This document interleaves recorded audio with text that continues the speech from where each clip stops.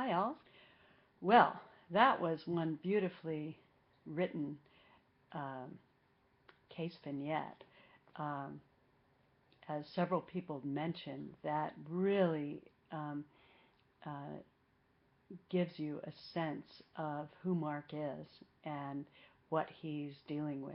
And um, also, as several people pointed out, um, it makes quite clear what questions we also don't have answers to. Um, your the literature reviews were very well written as well, um, uh, particularly the sections on assessment and evidence-based practice.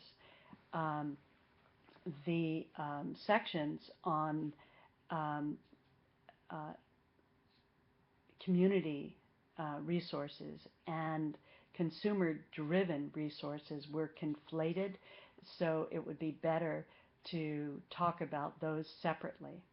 And when you talk about all four parts, the assessment and evidence-based practices and community-driven resources and consumer-driven resources, um, make sure that you talk in general terms rather than talking about your client specifically. And this will give everybody an opportunity to compare ideas about uh, that particular client in terms of what might be an appropriate assessment, um, which of those interventions that you described so well might be appropriate, or what other interventions might work, and which community services um, might work, community resources, and also which client-driven resources might work. In terms of that last category of client-driven resources and also community resources, um, try to share also the resources that are available in your county, and that will be helpful to everyone to get a sense of what's going on in different counties across the state. Um, you are doing the most wonderful job at creating a learning environment that is collaborative and sharing experience and knowledge from your workplaces um, and um, uh, particularly with regard to county mental health services. Um, in doing this, you're creating a very rich learning environment for each other. And um, it's quite delightful to observe this. And I feel like I'm watching people learn as I'm reading, and that's very exciting. Um, uh, you are working collectively to put pieces of the puzzle together, and that kind of collaboration is exactly um, what will serve you well in the workplace, because really in professional social work uh, nobody works in a vacuum, so this is going to give you a running start when you enter the workplace, if although some of you have been there already a long time. Um, I appreciate the way that you have created a learning environment that allows you to have different perspectives and express different views, um, uh, and uh, and nobody seems to be reactive to those things. Every perspective seems to be welcomed, and uh, that's quite wonderful. Um, there are some key issues that I want to underscore. Monica's point um, with regard to loss as a common underlying issue is very important. That's also been my experience in my years as a family therapist, that um, when you are um, when you are getting to know a client um, and making your assessment, it's very important to understand what experiences that person or that family has had with loss, because as you said, Monica, it very often um, is an underlying issue. Um, in terms of diagnosis, conduct disorder is a diagnosis that is made in children and adolescents, and uh, um, I, I will send you an article that helps you clarify um, how conduct disorder is viewed. In terms of PTSD, check out the article that I uploaded on the clinical presentation of PTSD.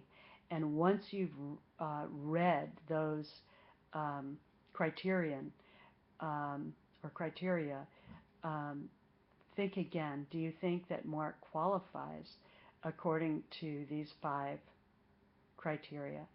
Um, so that will be helpful. Make sure, in general, that you review all of the criteria for any disorder before assigning it to a client. Um, this uh, this DSM can be dangerous, especially when you're just starting to learn to use it, because it's easy to throw the book at somebody without all the evidence that you need. Um,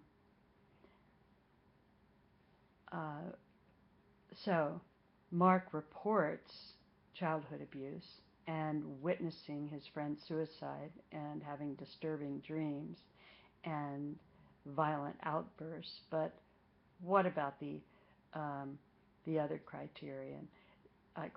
So just check that out. Um, Nathan, I love your quote from that training, that the problem with drugs and alcohol is that they work too well.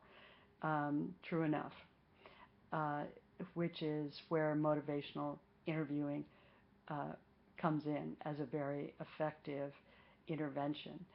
Um, Another issue that's very important, um, that a couple of people mentioned, was um, a harm reduction perspective, um, and that's very important um, to keep in mind. Nicole and Heather mentioned that. And I've um, also uploaded an article and a website from Harm Reduction International.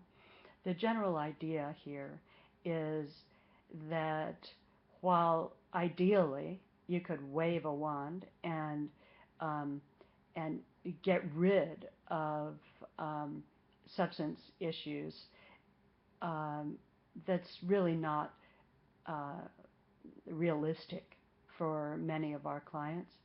And so the idea behind harm reduction is um, understanding that in many cases we have to work with our clients um, even though they're continuing to use. Another aspect of harm reduction is advocacy for people who um, do have addiction problems, because often they are discriminated against in one way or another, and discouraged from getting treatment until their abstinence, it's late, until they're abstinent. Um, and when you're thinking about this, uh, think about sex. That'll get everybody's attention. Um, you can preach abstinence, but is that what people are really going to do? So harm reduction is kind of like safer sex. Heather you make a wonderful point about drug abuse and drug use being more socially acceptable than mental illness. Um, for example, people will talk about how much they party or how they partied hard um, last night, and people don't usually get together and have parties to talk about psychotic features um, and then recount stories of all the psychotic features that they talked about in last night's gathering. Um, so that's a very good point to be um, aware of. Overall, here's some points to remember. When you are doing the literature review, um, make sure to separate the four sections: community, or sorry, assessment, and evidence-based practices, and community resources, and client-driven resources. Um, and the literature reviews should be general, should give us a picture of the um, existing knowledge, professional knowledge about those areas, rather than being specific to that particular client in your vignette. And that will give us an opportunity to think together about what the assessment and interventions and resources um, could be used that are most appropriate for the client. Um, uh, Also, make sure that you have all the evidence before you give a person a diagnosis. Um, and Again, I just so much appreciate how much you're collaborating. You are making excellent use of the distance learning platform. Uh, that's wonderful. So well done, everyone. And I'm engrossed in this week and looking forward to talking with you about it next week.